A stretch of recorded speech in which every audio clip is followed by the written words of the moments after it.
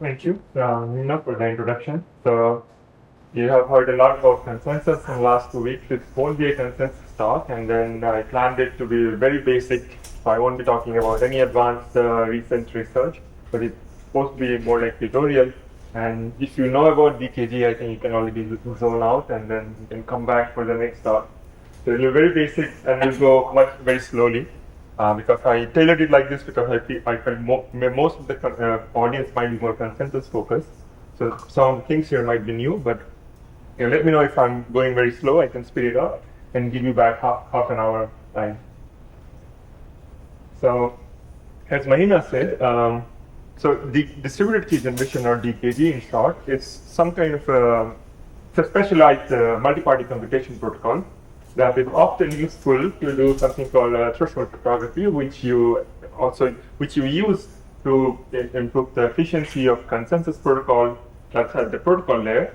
But you also use threshold cryptography at an semi-application layer to enable a lot of different kind of features in like modern consensus blockchain. So we'll also hear about like encrypted mempools in the next talk. It's one of the leading applications that many companies are pushing.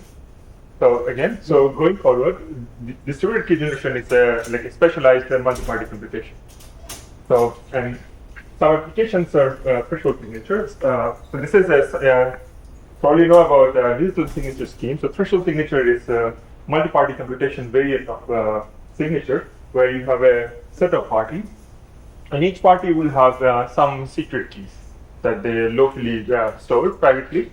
And the functionality this provides is that any client can send a message to this threshold signature primitive and will get back a signature that anybody will be able to verify with respect to some fixed public key. And for non-triviality, you want that the threshold signature is somewhat short, not proportional to the number of parties who are signing. Otherwise, you can simply use like digital signatures and concatenate many signatures together. So this is one application that is used in consensus. The other application is threshold decryption, which is again it's a multi-party computation protocol with everybody having some secret keys, and this primitive takes a ciphertext as an input and outputs the decrypted underlying message. This is another primitive that is a popular threshold cryptography primitive, and the other primitives like randomness beacon, where you want to generate shared randomness, which are not predictable ahead of time, and you can use them for running like randomized computations on blockchains. And we'll also hear about batch threshold decryptions later today. That's another application is like a specialized threshold primitive. So again, so the key feature of threshold cryptography is that the output of this functionality, like which is the sigma here, the signature or the decrypted message, is legit or will be correct if at least a threshold number of parties are willing to compute that output. So you get some kind of threshold properties. Intuitively, if like adversary corrupts less than threshold parties and want to compute a signature or want to compute a decrypted message, and it won't be able to do it. It will need at least like a threshold number of parties to be willing to do this operation. And crucially, in most primitives, you implicitly get a requirement that the secret keys here that these parties have some kind of correlations. They are not independently sampled secret keys, although you can have primitives like that, but oftentimes you get efficient primitives where the secret keys are correlated. And the distributed key generation is the process of generating this correlated secret keys among this threshold set of parties. Okay? Any question here? Yeah. So kind of like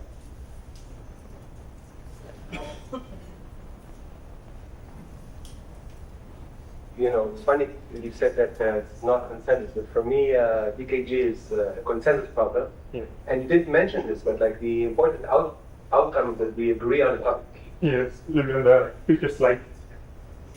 Yeah, but I mean, like, I won't be talking about, you send a message, I collect a certificate, and I send another message. This talk won't be of that format. That's what I meant, but it will be the DKG has an agreement primitive that I'll come back to later. I'm just saying this requirement is meaningless if you don't have a public key, right? Yes. Saying this is recording. Yes. Meaningless. Yeah. Yes. There may be a couple of slides ahead. Okay, so in pictures, in distributed key generation, we have a set of parties, and they want to run this DKG protocol. So at the end of the DKG protocol, they get some correlated keys, and it also needs to output a common public key. That's very crucial because most, like all applications of threshold cryptography, will be kind of oblivious to the MPC protocol. Mostly work with this public key primitive. In properties, the first property that I was mentioning is this: we need to agree on the public key. So this is indeed a consensus primitive. That's why I think also I'm here. So this is the first property, that everybody needs to agree on the public key. Otherwise, it doesn't make sense. And you also need correlation. And typical correlation, the most popular or standard correlation we care about is that this secret keys lie on a degree, low degree polynomial, typically the degree threshold polynomial. Okay. And we also want the hiding property, which says that the less than t parties collectively does not know the polynomial or cannot compute secret keys from others. It basically means the secret key, or the polynomial on which defines the secret keys needs to depend from the adversary collecting less than t parties. Okay. Yeah. Which of these properties talks about the relation between PK and the SKs? Which of these properties talks about? So if you define like interface based, so you have to also define what the public key structure is. Yeah, so it has to be part of the definition. I'll give a more formal ideal functionality based definition, which will implicitly have this relation here.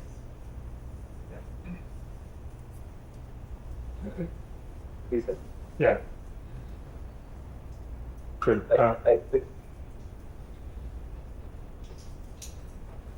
There's a trigger way to move this, right?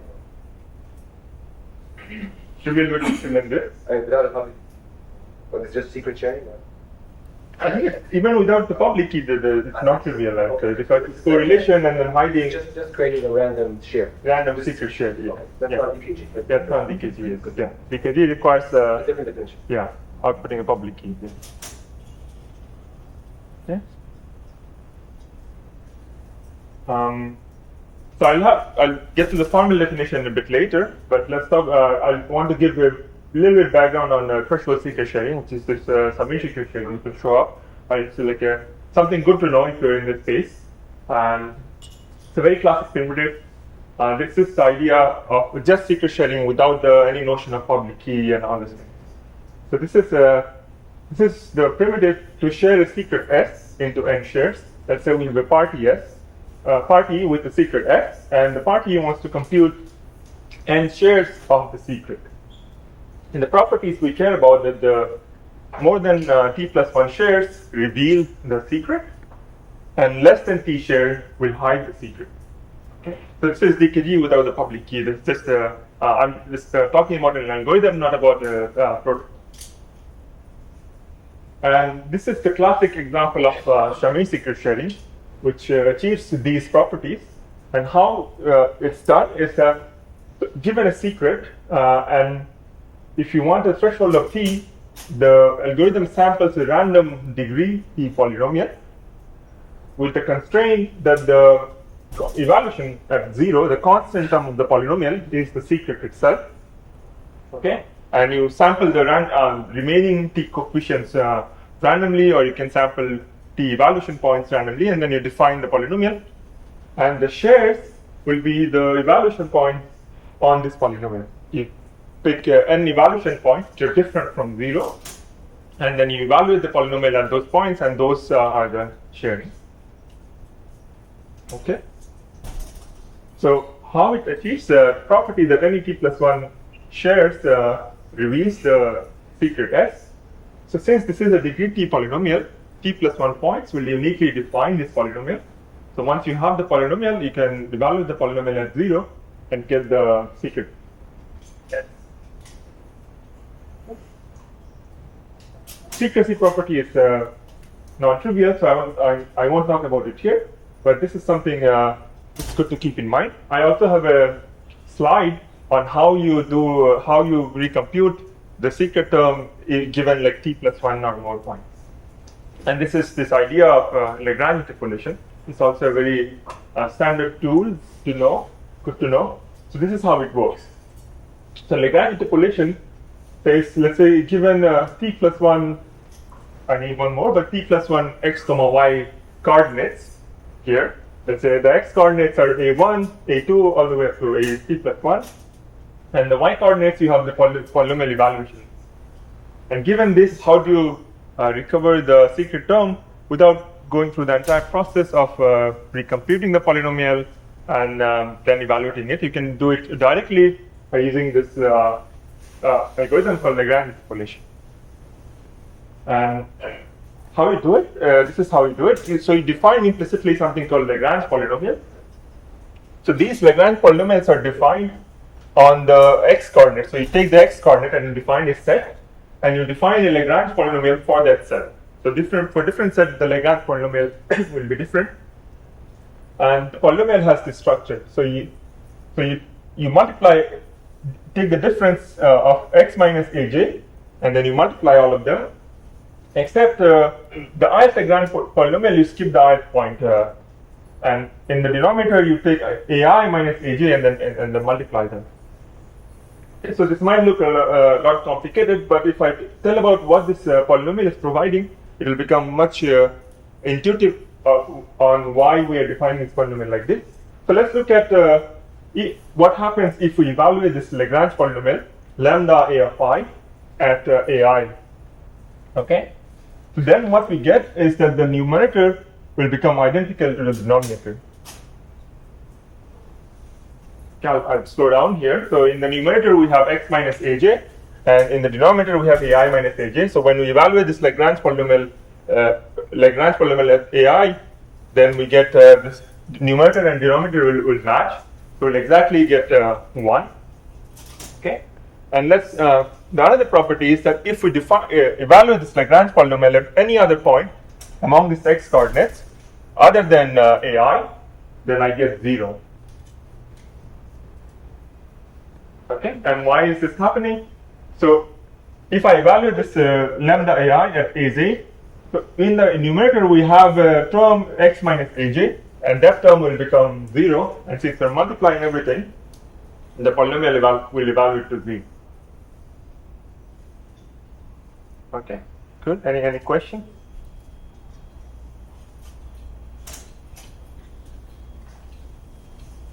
I'm scared of the time. Okay, there's an off by 1, right? Here. Yeah, there's an off by 1 here. Which is confusing because you want to compute 0. Like, Yeah. You want to have plus 1 here. Yeah. You can't give a threshold talk unless you have one off error somewhere in your slide. Okay, so now, what this means, we can use the Lagrange polynomials to directly define the polynomial p of x, which will be, so I take the ith Lagrange polynomial and scale it by p evaluated ai, and then I sum this, and this I'm claiming will be the original polynomial p of x. Again, modulo the off by 1 error. So what we are doing is that these Lagrange polynomials will be also of degree t, and then we're somehow using this Lagrange polynomial to come up with a polynomial that satisfies this constraint. So polynomial p evaluated ai will be this term will become 1.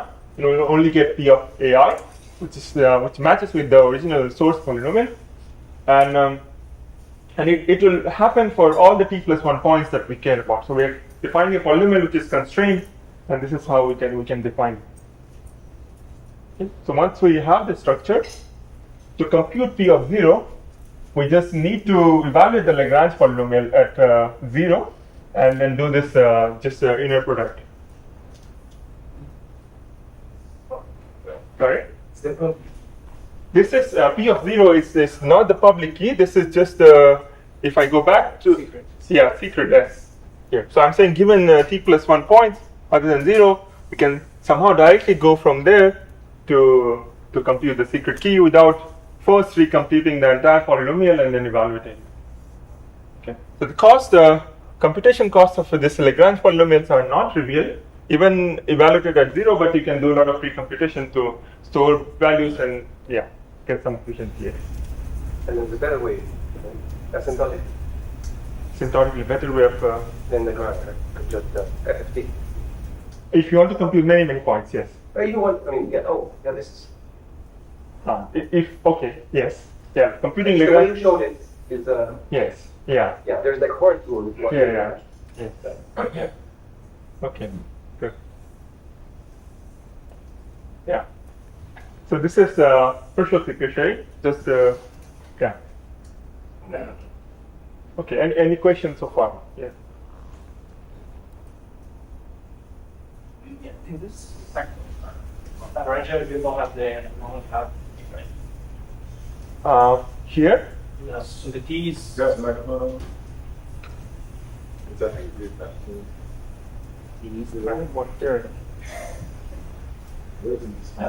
Perfect. I'm taking it. So you define based on two variables, T and N, right? Yeah. So T is the number of secrets that you need, the number of shards that you need to release from the secret. You have N shards, right? Yeah. Where is the N there? Here we don't really care about n. So recall this polynomial is only defined by the degree of the polynomial, right? We can, once we have the polynomial, we can evaluate it at many points.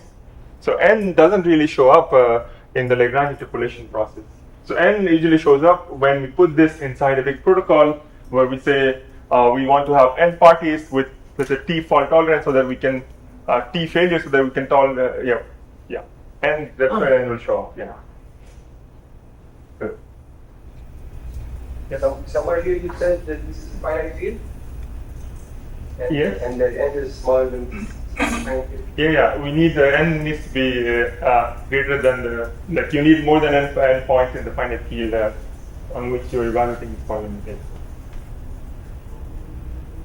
Is this arithmetic? Integer arithmetic of rules arithmetic? So typically, we do with field arithmetic. So the polynomial is defined over finite field. Yeah. Okay. Otherwise, you won't have this hiding problem here. Like choosing a random polynomial. Yeah. Good. Okay. So now I'll come to the formal definition of distributed key generation as an ideal functionality. So I'll define the simplest ideal functionality, but this is also it's slightly stronger to achieve and probably not what we need in most applications. We can define some weaker variants which are easy to slightly easier to achieve and suffices for most of the application. So formally, this is what the ideal functionality will do. So it's takes its input and the representation of a group. Okay, so this is like a additive group with and also let's say this group we have an implicit scalar field of this group. So what this ideal functionality does, it samples a random degree t polynomial p of x in the scalar field defined by the group. Okay, and then it defines the secret key to be this polynomial evaluated at 0, and the public key is g raised to the secret key, and g is some generator of this group. Okay, and third party secret key is this polynomial evaluated at I, or it can also take an evaluation domain as input, which is usually given if you're doing FFT, but for simplicity we can just say ski is p evaluated at I. And the functionality outputs the I secret key to I party, and it also outputs the special public keys and also the public key to everybody. The special public keys you can define. We usually define it to be like g raised to the individual secret key. Okay, so this ideal functionality defines all the relations between the secret key and public key. Yeah. What the only option we are? So this maybe you can come up with applications where this might not be, the threshold public keys might not be required. Let's say you only care about semi-honest security in a protocol, then the special public keys might not be required. And sometimes computing these threshold public keys require a lot more bandwidth, computation. So yeah, it might be possible to skip it in some protocols. Yeah. Good. Yeah. Also needs to output a public key, which I think, yeah, that's required. Okay. Good. So the correlation correctness is clear from here, just from the definition of the functionality. For hiding, we get hiding from the hiding property of summary secure sharing. And the additional property we need is this harness of discrete logarithm assumption here, because we are outputting the public key. The discrete log is easy, then adversary will be able to compute the public. So that's another implicit requirement. Okay. So why I say this is like a stronger ID functionality to achieve? So here we are assuming that the functionality is sampling a truly random polynomial, but in many protocols, the adversary can like bias the polynomial to have some structure without actually learning the secret key. So those are easier to build, and the constructions we'll see later will be building the weaker ones. Right? But those weaker DKG are sufficient for most applications. Okay. Yes? Is this definition impossible to achieve, or is it inefficient? I think it's possible to achieve. I would say it's inefficient. Yeah, you can probably run a generic MPC to even get it. Yeah.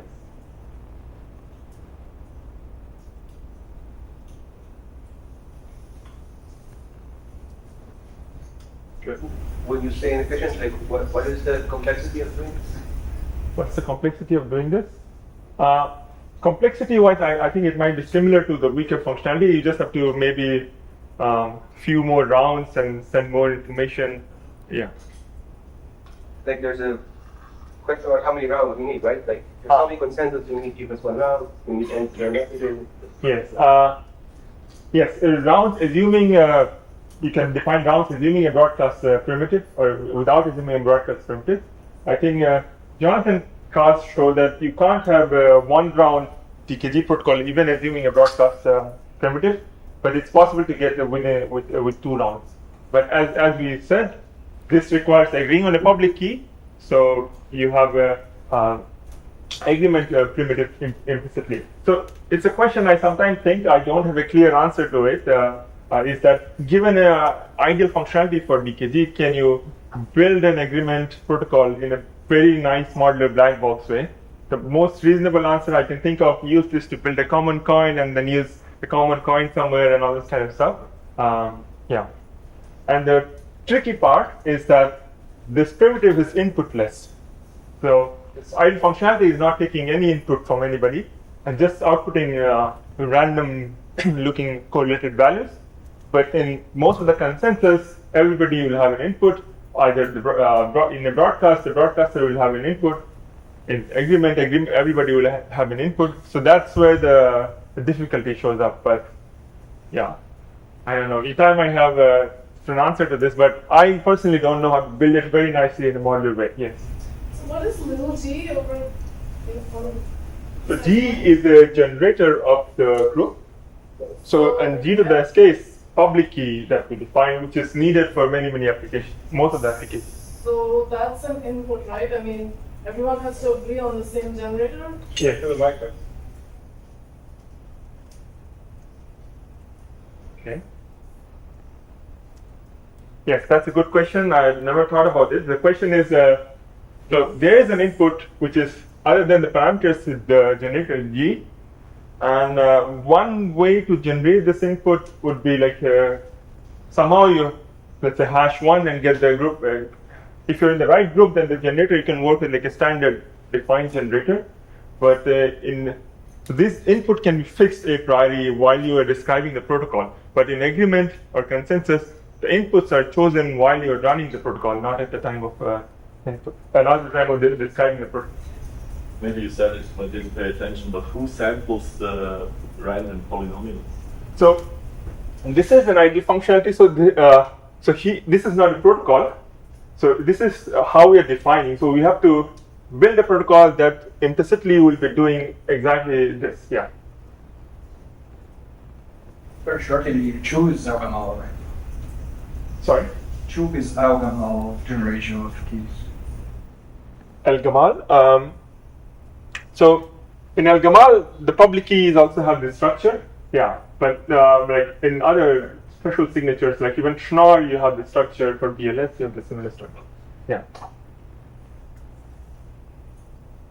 Okay, good. So I'll give some constructions, but these are like old constructions. I'm not talking about much newer things, and I'll build it up slowly, gradually. So again, let's assume a synchronous network for now, because the synchrony has all sorts of problems. So how do you build a distributed key generation in a synchronous network?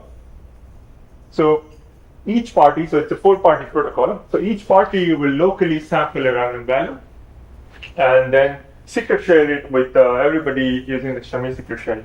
So what this box means that sample a random value from the field defined by the input, and then generate Shami shares of I1, and then send the I share to ith party.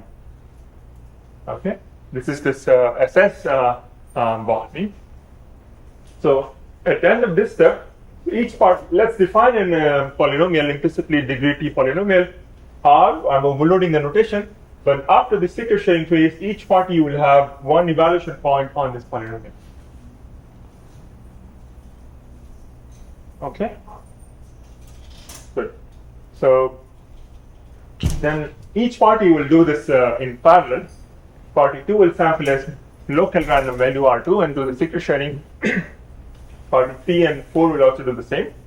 And then, so each party will locally, after this secret sharing phase is done, they'll have one evaluation point on each of these polynomials. So party 1 will have R1 of 1, R2 of 1, all the way up to R4 of 1, because it's getting the first evaluation point on each of these polynomials. Same for party 2 and others. And then we can define the DKG outputs as follows. The secret key will be the sum of the secret shares of this individual polynomial, and the public key will be G raised to sum of all the random values.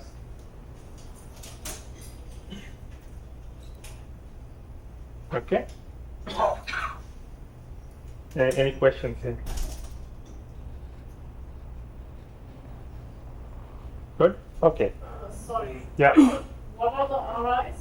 The RIs are the random values that these parties are picking. R1 is a random field element that first party locally samples, and then it secret shares it with others. By secret sharing it, I mean like it will define a polynomial R1, and then we'll give one evaluation point of this polynomial to each party.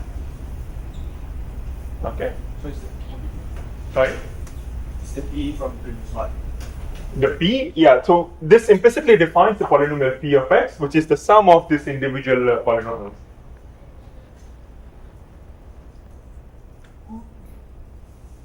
So, you can, the hiding property we get, which is the secret key remains hidden, is assuming at least one party is honest. So adversary won't know the random value of it. So we are summing random values. So adversary won't. The secret key is the sum of all this polynomial evaluated at 0. One of the values is random, unknown to the adversary, and so adversary won't learn the final DKG.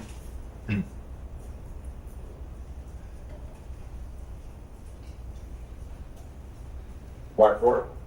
Oh, this is just I can only fit 4 in slides, but So like 3 would be fine. 3 would also be fine. It's again like n comma t. So n would be the number of parties you care about, and then just the constraint is the degree, but it has to be like at most n minus 1, because otherwise you can't interpolate using those points. Yeah. 2 is fine. Yeah. Can have 2 out of 2. Yes. And these arrows are what? These arrows, I'm just saying sending messages. Wait. Yeah, you have to wait. So You said you're not going to talk about sending. It broke Yeah. it. Okay. Yes. So there are a lot of issues with whatever I described, and the issues shows up because I'm assuming parties are semi-honest. They don't behave maliciously. As soon as they start behaving maliciously, things will go wrong. So first issue is that let's assume the party 4 is malicious. Then what it can do, it can share a larger polynomial, like a polynomial of larger degree, not degree t. Let's say it's all the 4 points that it samples are uniformly random. They won't be lying on a low degree polynomial. They'll be lying on a degree n minus 1 polynomial. And once we sum it, it means that the p of x will be with very high probability will be degree n minus 1 polynomial. Yeah, I think the question from first, so the R, only R without parentheses is the evaluation of point 0. Sorry. R, These are no, in the public. Okay. These are evaluation at point 0. Of each, we take each of this polynomial. I'm overloading the notation. I probably shouldn't have done that. But R1 here means R1 evaluated at 0. Yes, so you share R1 0 and R1 I to everyone or no? R1 evaluated at 0 is this R1. It's kind of the implicit secret that everybody has. And to each party, you give a different evaluation of the polynomial I pick. Let's say I'm the first party. I pick a random R1. I define a polynomial that evaluates to 0, and the evaluation is equal to this R1, so a random value I pick. I give a different evaluation of this polynomial to each of these parties. How they compute PK, the public. Yes, I'm not talking about it. You also need to publish like G to the R1. Yeah, so you need to send additional materials for public key computation. Yeah, but in the semi-honest case, there are other ways to do it, but yeah. Yes.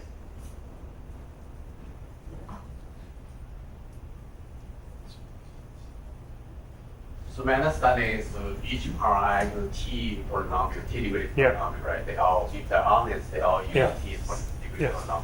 Yeah. But if I'm malicious, Yeah. then I can choose 90 degree Yes. polynomial. Yeah. Scenario. Yes. And it will do damage by picking a polynomial of larger degree. Pick a lower degree polynomial, you are not doing damage because correlations are still hold. Yeah. So I'm going to talk about the discrete log assumption. I'm not. I won't have a slide, but the discrete log assumption, it just says if you sample a random field element, and compute g to the x and give the g raised to x. For example, here, let's assume that sum of this Ri is a random value. The discrete log assumption says if given g to the sum of Ri, it's hard to compute the exponent. That's the discrete log assumption that The whole topic based on that, right? Not from other natural assumptions. Yeah, it depends a lot on what, like for different protocols, we might have to use slightly different assumptions. Yeah. But you are not. No, I'm not talking about those assumptions. Yes. Yeah, sorry, you used this word semi-honest several times. Yeah. I'm afraid I don't know what it means.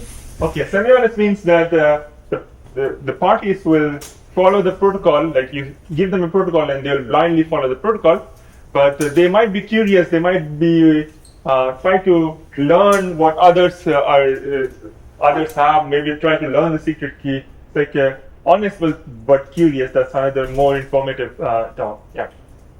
Yes. So yes, the reason why Px n minus 1 degree polynomial, I thought only R4 is n minus 1 degree. Right? Here summing, so p of x is defined by summing these polynomials, right? So you have leading coefficients of degree more than t in R of x, R4 of x. When you sum, it's highly unlikely that those leading coefficients will be cancelled. So at the end, what you get, p of x will be still a high degree polynomial, degree n minus, degree n minus 1. Or should it be, degree n minus 1 is what you want? No, degree t is what we want, but adversary here is forcing the polynomial to have larger degree, which is an issue because it's breaking the correlation that we care about. Yeah.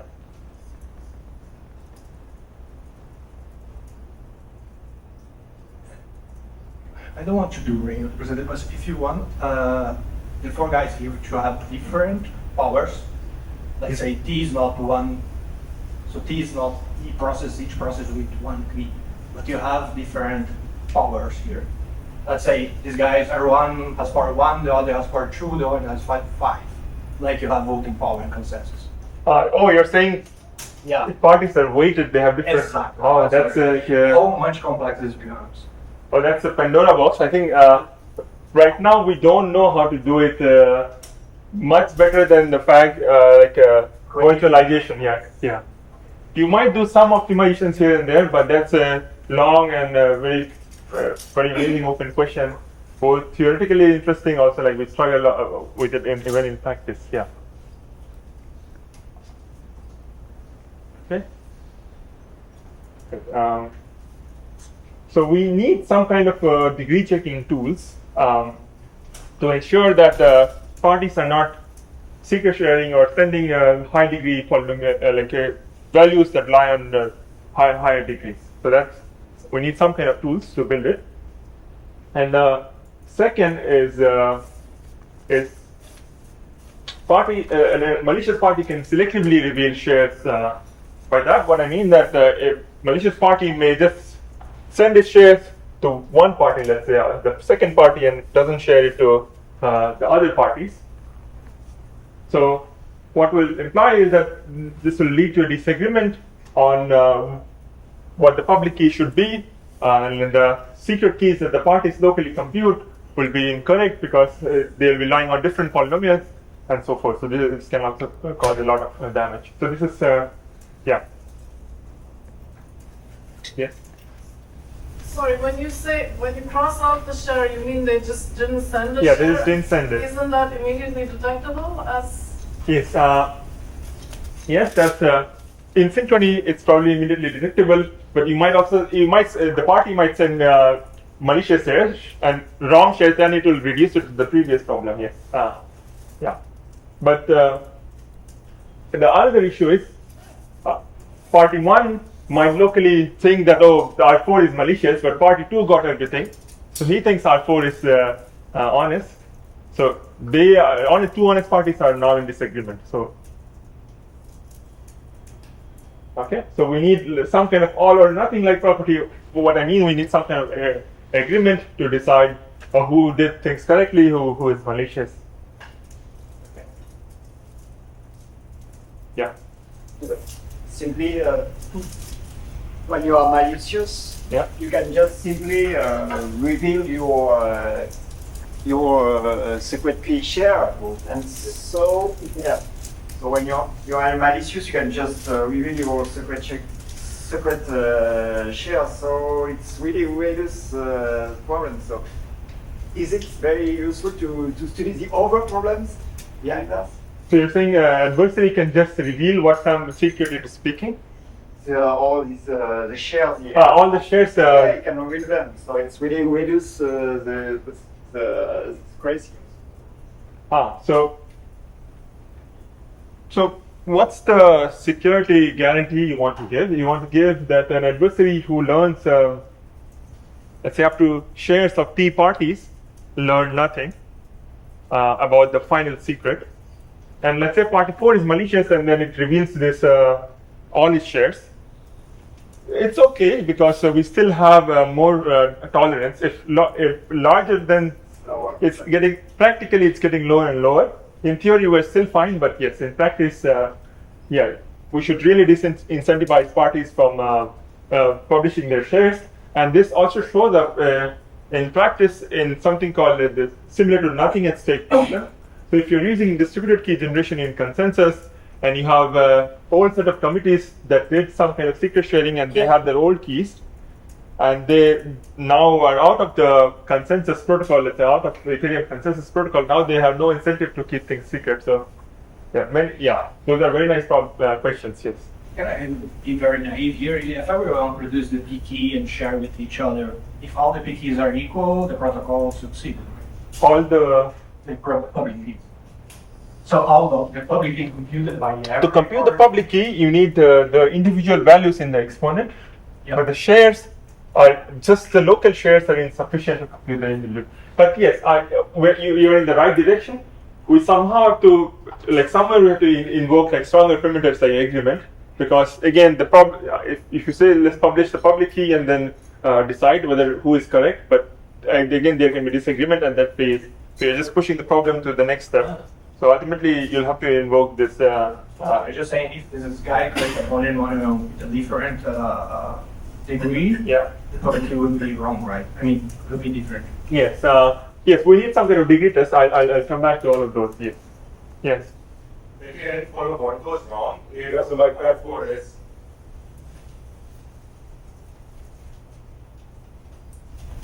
What exactly goes wrong if R4 is of the incorrect degree?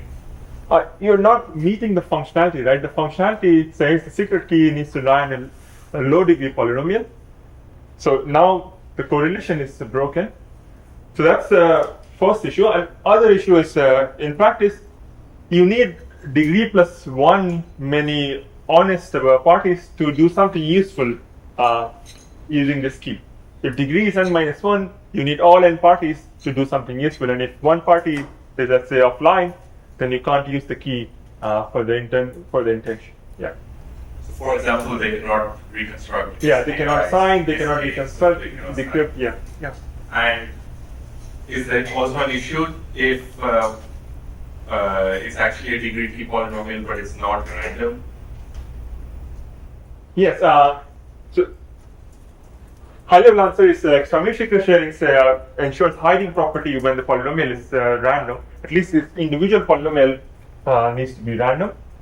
Yes, but the final polynomial, it needs to be like incomputable. Like a adversary should not be able to compute the polynomial, but it's okay if it is has some kind of bias that adversary can maybe choose between 1,000 different options. But those are okay. Yeah. Does that answer your question? Partly. I guess what I'm thinking is like, if one of them chooses, if let's say R4 is not random, Yeah. then Then it's I fine. guess it's only he's only bringing the hiding property Yeah, for for his no itself. secret. Yeah. But the aggregate Yeah. sum of RIs is still random because the other guy Yes, chose it that's random. spot on. Yes, that's correct. Okay. One question. Yeah. Is there a difference between choosing a random polynomial of degree t and one less than or equal to degree t? Like, does it have to be degree t, or can it be like less than or equal to degree t? If you choose a polynomial of less than degree t, then the secret sharing doesn't give you. If you're It's like a random polynomial. if you're pre-specifying that this is the polynomial you'll choose, like if you specify that I'm choosing a polynomial of degree 1, then it's a problematic. But if you say I sample like t coefficients and if some of the that's coefficients is 0, I think it's still fine. So yeah, that's fine. Because with high probability, it's still a polynomial of degree t. Yeah. So to get that half out, focus on what. Okay, I have half an hour. Okay. Yeah. So good. So how should we address all these issues? So like this is not new. Like this has been known, and all these things are packaged into something called verifiable secret sharing. And again, so let's talk about what it is. So this is the secret sharing primitive we talked about, the Shami secret sharing. This is an algorithm I specified, and the verifiable secret sharing is it's a protocol version of this algorithm where we have a party with a secret S, and this party wants to give the secrets to n parties. The secret shares the secret to n parties. The properties are same. T plus 1 parties are able to recover the secret S. Less than T parties learn nothing about the secret. But the verifiability property informally means that parties will be able to locally check whether they're receiving valid shares or not. Valid means lie on, let's say low degree of choice, and then you also have other all the properties like agreement or not. I'll talk about those properties as well. Okay, so I'll define this VSS in a lot more detail, but this is what I'm saying is that all these issues that we saw can be packaged into a primitive called verifiable secret sharing. Okay, and we'll see a modification to Shami secret sharing to get a VSS. Okay, So verifiable secret sharing, let's dive deeper. It has two phases. One is the sharing phase, and the other is where the dealer takes the secret X and runs some protocol among these parties. At the end of the protocol, everybody, like parties, get some share of the secret. And it also has this reconstruct phase, where a subset of parties can input their secret to the reconstruct protocol and get back the secret. So here again, there is no public key involved, so this is defined without the public key. So, yeah. In terms of properties, what we want is first is correctness, that honest dealers are able to successfully share their secret. And what does that mean? If an honest dealer shares the secret S, parties will get their shares, and then if subset of honest parties, including the malicious parties, are running the reconstruct protocol, where a malicious party can possibly input wrong shares, we still are able to recover the original secret that the honest dealer intended to share. Okay? So it's very intuitive.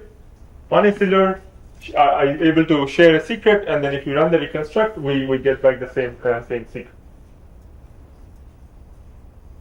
And secrecy property is again similar to the one we were talking about. Secret is hidden from adversary corrupting up to key parties, the original secret. Okay. And termination, I'll also only talk about the termination in synchrony, is that all parties will eventually terminate, which means like they will have a time, and then when they can say, okay, I'm done with the sharing protocols, or I'm done with the reconstruct protocol. Okay. And this termination property should also hold when the dealer is malicious. If the dealer is malicious, parties run the protocol, and after some point they say, okay, I'm done. I just detect the dealer is malicious and I output bot, and that's about it. So we don't want a situation where parties will remain undecided whether, yeah, and that happens in asynchrony. That's where a lot of problems shows up. But in synchrony, this is possible to do, achievable. And another property that we care about is something called completeness, which says that either everybody gets shares or everyone output bot. So these situations are allowed. We should not have a situation where some honest parties have their shares, but other honest parties output a bot. Okay. So this is similar in flavor of agreement property. But since everybody is offering different value, we just we're calling it completeness. Okay. Yeah, this completeness becomes non-trivial when we're working in an asynchronous network with less than 1/3 tolerance. Yeah, but I won't be talking about all this here.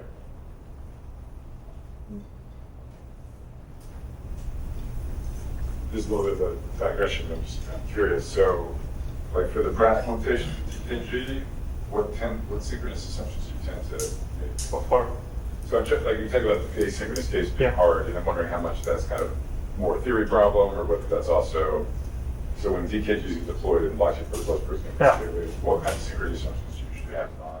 Mostly in the blockchain protocol, like many of the problems show up in asynchrony is due to lack of this consensus or bulletin board. In blockchain, we can often use the blockchain as a bulletin board and get rid of many of the problems. But in terms of underlying assumption, we mostly work in partial synchrony with because that's where many blockchains are assuming that. This completeness is critical even in synchrony because you cannot add shares. You have two shares that are incomplete. Yeah. Right. That's where the problem comes. So even in synchrony. Yes. But when you're working with, let's say, n greater than 2t, the reconstruction protocol will somehow implicitly imply this completeness. Otherwise, if honest parties are missing shares, they won't be able to reconstruct. So the difference, it's important that the difference shows up when n greater than 2t. Otherwise, it's implied by some of the other properties. Yeah. Is the completeness property the same as fairness in MPC? Is it equally hard?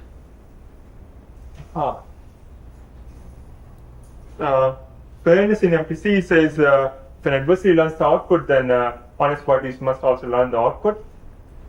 I think it's, I need to think more, but doesn't look similar at a surface level, but we can talk about it offline, yeah. And typically, like, completeness implies kind of level broadcast, so you have like the revised groups of n-square messages. Yeah. So if you want like linear, then it's like when you can get incomplete. Yeah, yeah. Yes.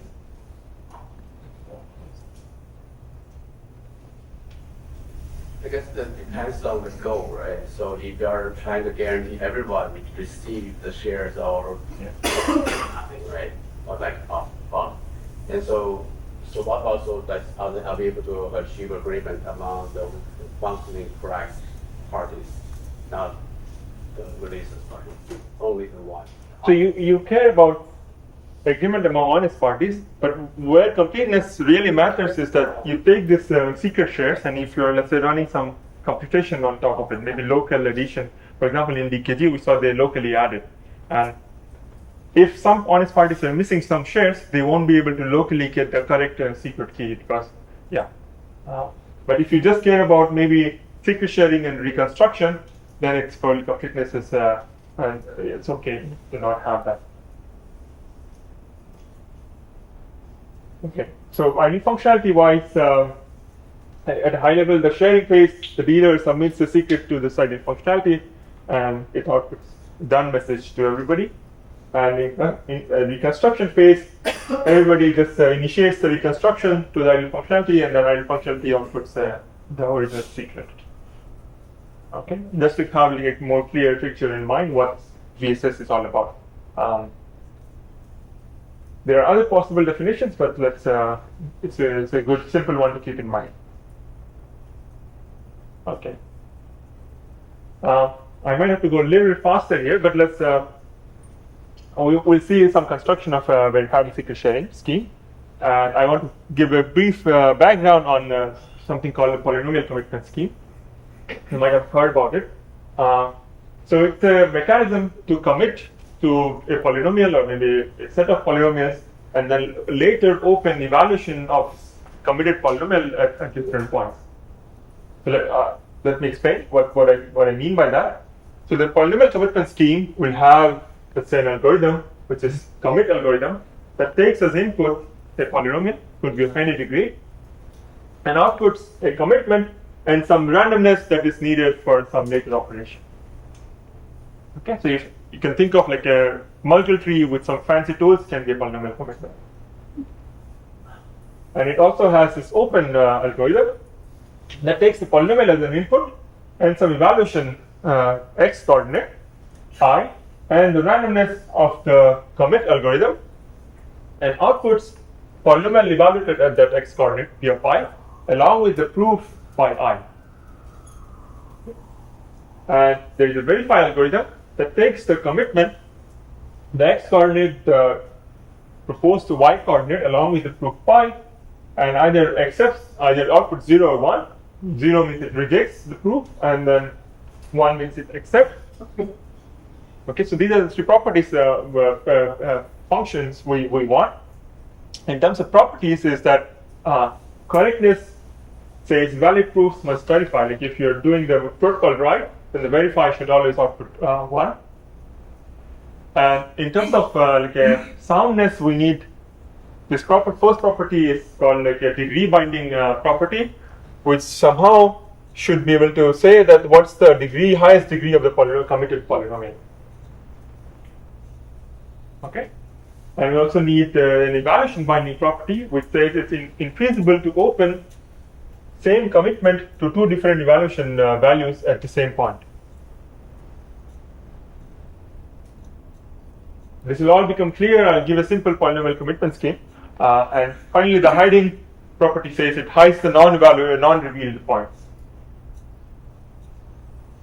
Any question? It's just mental model is you take a polynomial, let's say somehow encode the polynomial into a different form, and then later you are able to open this committed polynomial at different points along with also give some points, along with some proof.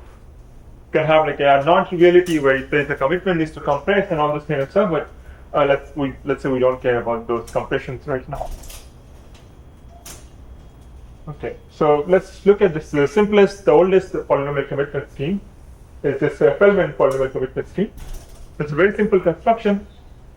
So let's say P of x is a polynomial defined by this coefficient P0 to P of t, and let's say we have a generator G of some group. The commit functionality is simple. You take the polynomial and then you make discrete log commit to each of the coefficient. Take G to the P of 0, G to the P of 1, all the way up to P of t. Okay, so it's somehow encoding, and if the polynomial is random, it gives some kind of hiding property, not information theoretic, but yeah. And to open a polynomial, to a point, you just give the evaluation point, and the proof is empty string, and here also the randomness is empty string. You don't need to give anything. And how do you verify? Given an evaluation point and the commitment, to verify whether the evaluation point is correct, using the homomorphic properties of the group, the verifier can evaluate the polynomial in the exponent. So this big expression that I wrote here is it's just the verifier is taking this g to the pk, which is available, and using those coefficients to evaluate the polynomial at the specified index. And if you do it, the right-hand side will become the polynomial, the evaluation of the polynomial in the exponent, and then you check it with the given evaluation by raising it to g. Okay. The properties here is the correctness follows from the homomorphic properties of the group, and the degree binding it's very simple. The size of the polynomial commitment should be the degree plus 1. We can check what the length of the method you are getting, and the evaluation binding is perfect because yeah, if you're in the right group, then g to the pi will always give it, like there is only a unique image that you can find. And hiding, it's from hardness of a discrete logarithm. I have a star here because this is not hiding if the polynomial is not random. So, but that's we only care about, let's say, random polynomials at this moment. Yeah. The degree binding, everyone knows like D0 is, I guess. That's a check or not. Can you pass the mic over?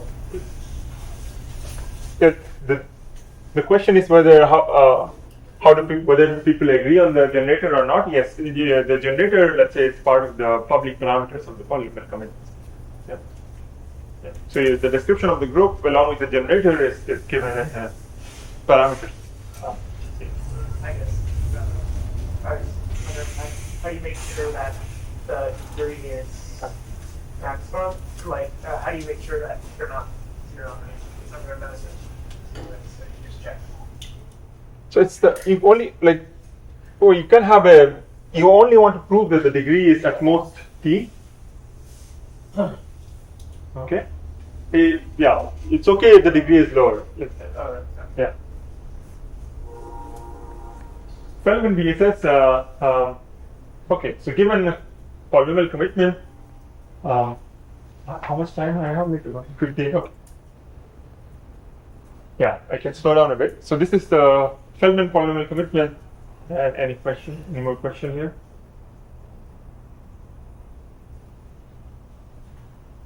Okay, let's look at this Feldman verifiable sharing scheme. So this is again, it will be a protocol.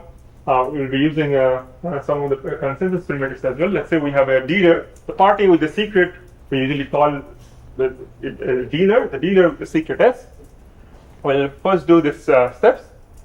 We'll sample a random polynomial S of x, such that this polynomial evaluated at 0 gives us the desired secret S. And then we'll commit to this polynomial using the Feldman polynomial commitment scheme that we saw. And then it locally computes the shares of this polynomial. We evaluate the polynomials at the appropriate evaluation domain. And then we leave the broadcast channel. The dealer will broadcast the commitment to everybody using a broadcast channel. Okay, that means everybody gets sees the same commitment, and yeah. The dealer then privately send individual shares to their corresponding party. X1, which is the share of party 1, the dealer will give it to party 1, S2 to party 2, so on and so forth. Okay? So each party, given the commitment which is sent over the broadcast channel, will locally verify whether they received a valid share or not. This is using this verify algorithm of the polynomial maintenance scheme. Each party locally verified, and then some party might get an invalid share if the dealer is malicious, or maybe they are malicious and they're claiming that they got an invalid share. And others will get a valid share. The verify algorithm of PCS will output 1. Then the next step, which is also known as the complaint phase. So this is the first step of the sharing phase. The second step is the complaint phase, where the parties who got valid shares does nothing. The parties who got invalid share will broadcast a complaint to others saying that they did not get a valid share from the dealer.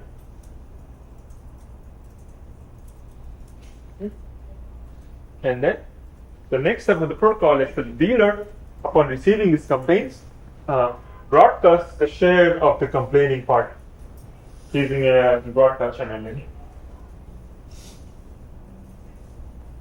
The final step, each party, upon seeing this both complaint and the resolution of the complaint, verifies that the dealer is actually sending the right share over the broadcast channel, and if it is valid, then they are happy, and then they output the individual share as output of the verified executions. Okay, so this is pretty much the protocol. And any question?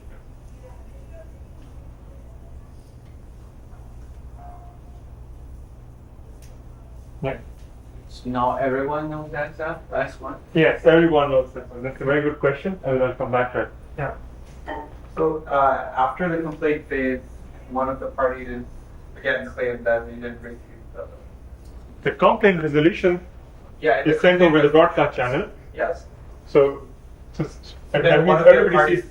One of the parties claims that they didn't receive it from the broadcast channel. So by the property of the broadcast channel, either everybody will get it. Broadcast. Yeah, okay. I mean like the actual broadcast channel, bulletin board model.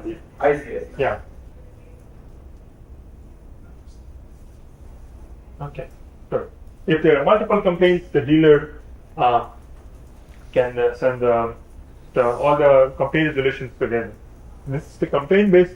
This is the simplest and the earliest. Probably also works fine in most practical scenario because people usually won't complain. I think SUI has implemented this. Maybe. The correctness of Feldman's polynomial commitment key. When the dealer is honest, the verify algorithm will be successful at all honest parties, so they'll locally output the correct shares. Yeah, and the dealer can also resolve the complaints of other honest parties, so everything will work out just fine. Yeah. You mentioned SUI had implemented. Tempo also runs with this. Okay. Consensus certificates. Okay.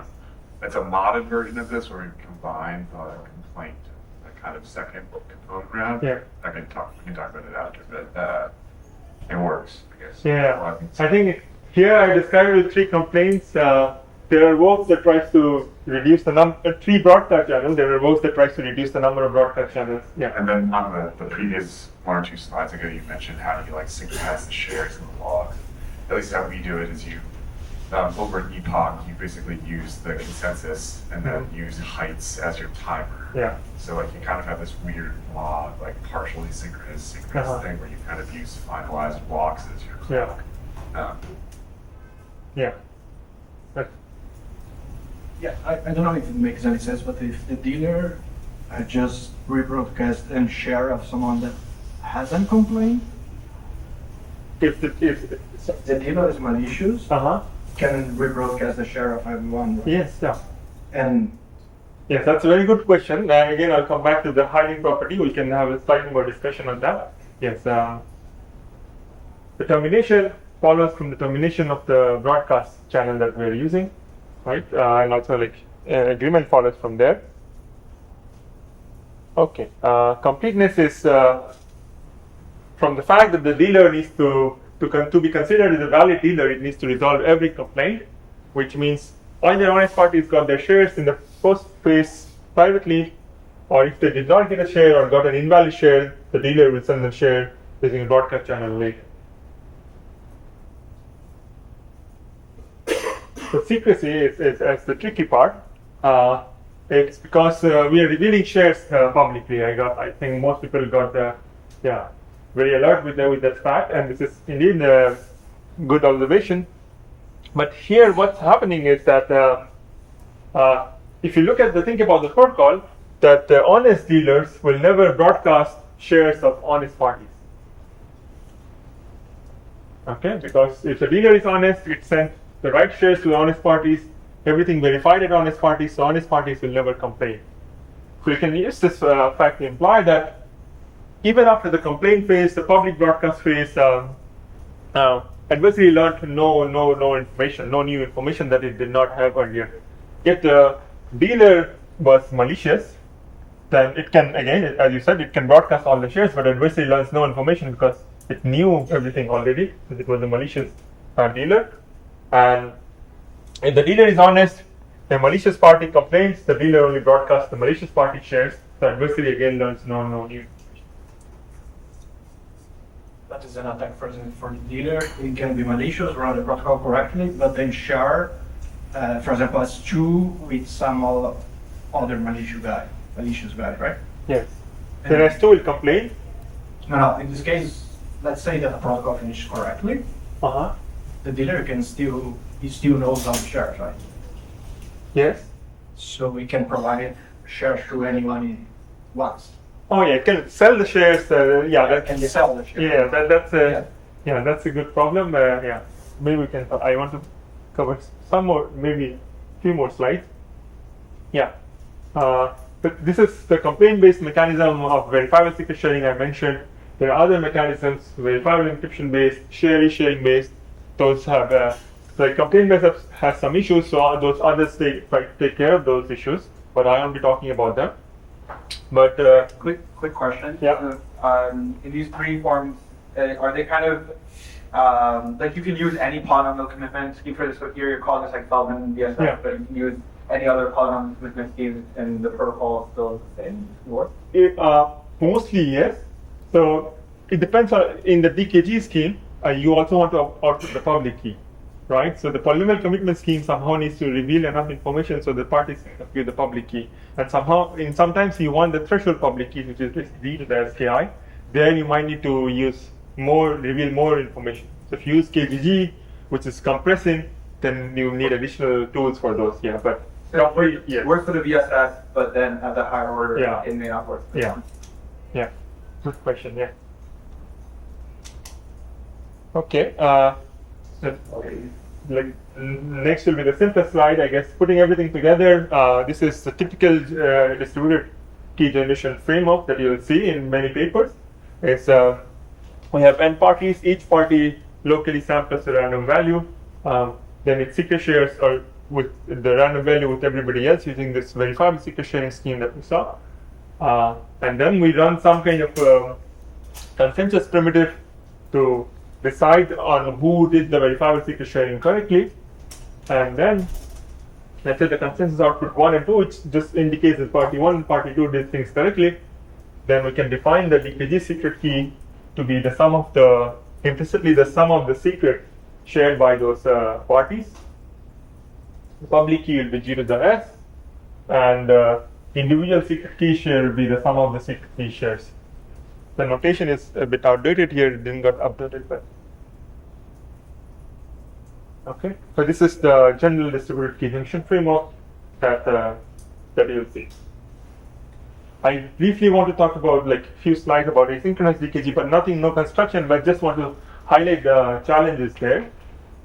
So this framework, if you look at it, it needs a consensus primitive, and in asynchrony, the difficulty is that because of the flipping possibility, we can't have deterministic consensus.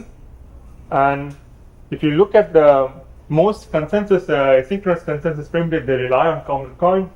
So, and then the common coin primitives rely on like asynchronous DKG. So we get some kind of a circularity in asynchrony, mostly to implement this consensus building block. So when there we have to do like other fancy tricks, but I won't be talking about any of those here. We just wanted to say like why people are still studying this, maybe for efficiency reason, but maybe coming up with more clever ways to do this consensus and yeah, batching also stuff that happening. I have a question. Yeah. I see the intuition about how the agreement, public key systems is an agreement problem, but is that, we don't make that fully precise. Like, does TKG imply, does it implement in the same timing assumptions or something like this? Just seems all that fun. Yeah, I think this comes back to the initial point that Byzantine agreements have an input-based functionality. So yeah, I don't know how to construct like a Byzantine agreement. Just given a DKG, I say, oh, I invoke the DKG twice. But typical approach is use the DKG to get a common point and feed it into some other. But maybe So it's neither for positive results or for Yeah. positive results. Yeah. It's an obvious setting in problem. Yes, but we can still do distributed key generation. It's because despite FLP, it's because it only eliminates deterministic protocols. DKGs, if you see, are kind of inherently randomized. So they have local randomness that each party is sampling. Somehow we take this local randomness, bootstrap it to some global common coin, and then then there are some other tricks. Okay. This is my final slide. So we talked about definition of distributed key generation, general framework to build the DKG, some primitives, verifiable secret sharing, a polynomial commitment scheme, and then briefly talked about the challenges in asynchrony. So I'm right on time, I guess. Yeah. Okay. Thank you. Yeah.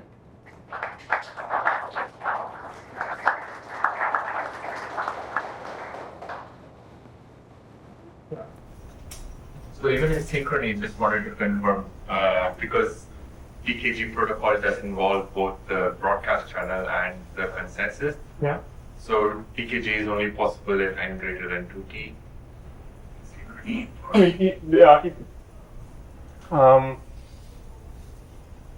Okay. It just needs a broadcast channel. Okay. So if you want to, no, I think you can do DKG with even a threshold higher than it. The problem might be if you're waiting for more shares, if you're waiting for more contributions in the randomness, you might not get those. So those the secrecy might get violated. But yeah. But there's still a consensus block there? So consensus block is you can let everybody run Byzantine broadcast. All those will finish. You just take the Byzantine broadcast output, and then based on that, you decide who to include in your final set. You should do that. Yeah. I see. Yeah, because it's synchrony. Yeah. But let's say if you're waiting for more than T contributions, and then then T is very large, and there are malicious parties who never send 2 contributions, so you might get stuck there. Or you just have to, you don't know whether the adversary already knows the secret or not. Yeah. And the broadcast channel itself, typically you would either do a reliable broadcast or, like Patrick said, use the blockchain itself. Yeah, so you can do reliable broadcast, you can do like a Byzantine broadcast, like a dollar strong, anything is fine there. Or practically you just use, in fact, you just use the blockchain as a bulletin board. You post things there, and then you wait for some time, wait long enough, and hope that everybody posts it, and then you use that as the output of the content. So is it like I'm assuming DKG is also useful for sampling threshold keys for running the blockchain itself. So then we would sort of use the security of the blockchain under an older committee to sign to generate keys for the new committee. And is that how it works? If you're just looking at plain consensus, I don't know if anyone is implemented like a randomized consensus. Let's say we just care about agreeing on a sequence of values, not care about like running fancy threshold key and all this kind of application. One tool you might need is shared common coin. So you might rely on DKG to generate shared common coin. That's one kind of feasibility way. Maybe you will use DKG for threshold signatures to compress certificates, but I don't think people use it because multi-signatures are reasonable, like pretty good for in practice. That's an overkill, yeah. Yes, both are done. So the leader election, you use like the output of a threshold signature from the previous round. Yeah. And then all the certificates themselves are actually threshold signatures. So it's super efficient for light clients because you have a stable, constant. Okay, good, yeah. Yeah, for people with strong theoretical background, this is not really consensus, case-set consensus, no? This is called like a interactive consistency, or in the synchronous world, or the common subset problem. You want to agree on a subset of parties, yeah. So FLP doesn't now is that? No, it's an agreement problem. You still need to agree. So FLP eliminates any kind of agreement problem. So interactive consistency is just a different variant of consensus, yeah, but it's an agreement problem. Could you comment on, so if you take the kind of constructions that have not gone on theory, you try to put them into practice, like what are some of the challenges that come out that you wouldn't know just from reading papers? I think one challenge, I think somebody mentioned, is this weights. So now, if parties have weights, so we're running a 200 node consensus with different stake distribution. So the only good way we know is to do virtualization. Then the number of parties becomes, let's say, 1,000 to 1,000. Scalability becomes a problem. That's one of the primary concern. I think that's pretty much the main concern. And right now, it will show up in the next talk, but we might need more structured keys, not just G to the S, but yeah, this one of the bash crucial encryption scheme, the keys are like powers of tau. Like you have a hidden secret tau, and then you have G to the tau squared. So generating those slightly more coordinated keys might need a little bit more technique, but yeah. But weight, I would say, is the primary problem that we see. Yeah. So just a quick, more general question. So the DKG report has, yes. This is what I mean. Hey, yeah, thank you. So just a quick question. So DKG matters when you don't want anyone to know what the underlying secret key is. Yeah. In practice, how many applications are actually like this? Because a lot of applications are, I have my own secret and public key pair, and I want to delegate it to a committee, so I don't even, I can just secret share it to the committee. But in practice, what applications actually require that nobody knows the underlying? So we'll see a lot more in next talk, but this bash crucial encryption that is gaining adoption is one where you have a threshold key which is secret shared, a random threshold, random output, common coin, where for leader election, there you don't want anybody to know. And the threshold signature also, yeah.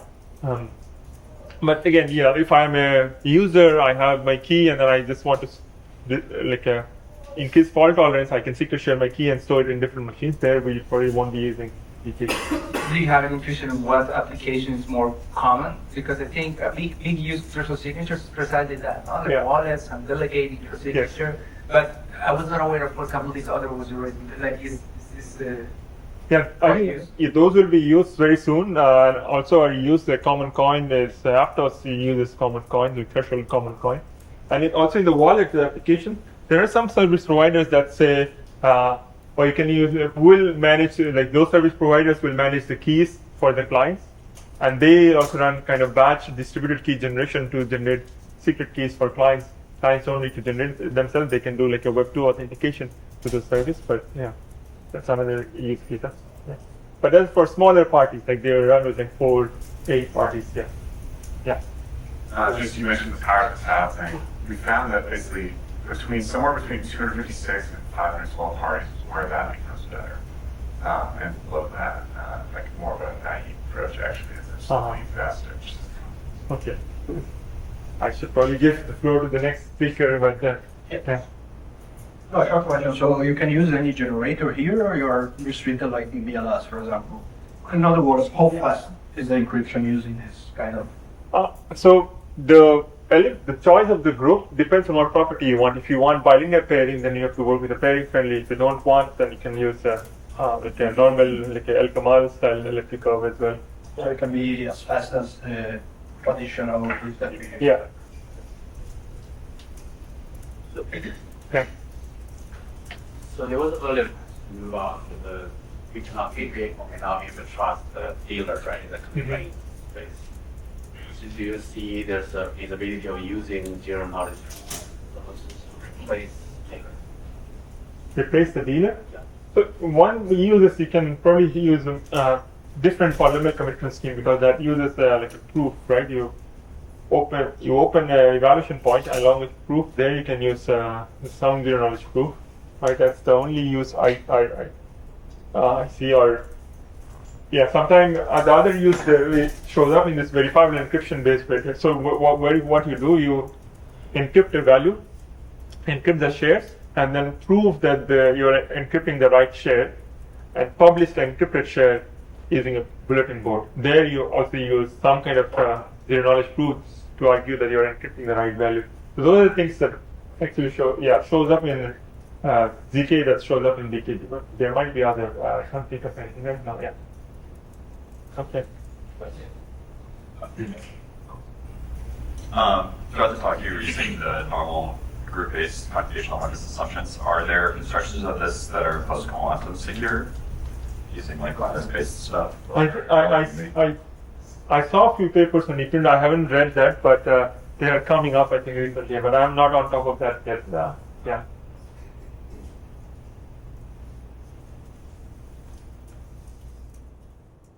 What's next? Sir, I got